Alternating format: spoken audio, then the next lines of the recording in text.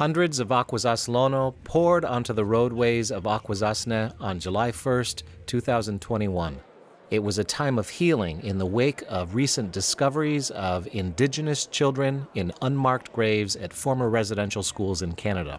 It's more about bringing that attention to the genocide that was happening and took place, and digging up those tiny bodies, I think, it was just really a really sad moment in our point in history. Event coordinators and community members spoke about uniting all facets of the community around this subject and in bringing a message to the world.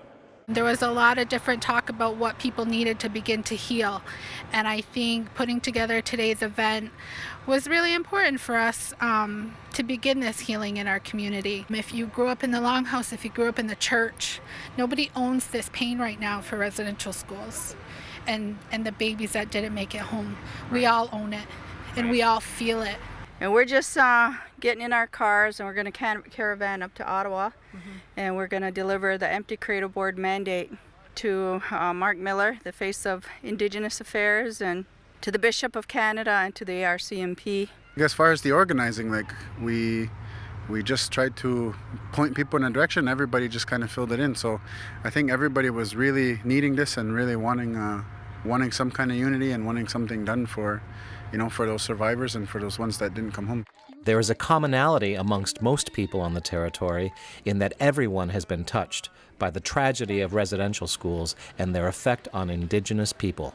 There isn't anybody in any corner of Akwesasne that hasn't been affected in one way or another from the ramifications of what the boarding school did to our people and what came home with them when they returned.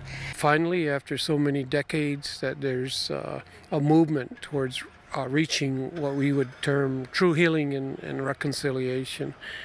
And it's necessary for the community because every family at Akwesasne has been deeply affected by the removal of the children during that era. And this is the first tangible step towards reaching some kind of peace and understanding. As the day unfolded, locally with marches, prayers, a medicine game, and feast, in addition to runners and community members delivering a message of hope to Ottawa, a question remains of what is possible for future healing and justice. Whatever Canada or the churches elect to do about it, our purpose is clear.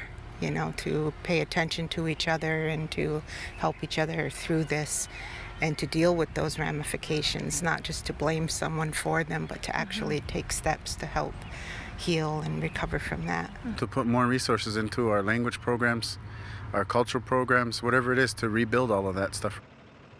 But for today, we look to the hearts and the love of the children. It was just very powerful walking with my daughter and knowing that she could have been one of them. So she walked the whole way, so that was awesome. For Akwesasne TV, I'm Louis Jacobs. Say we made it!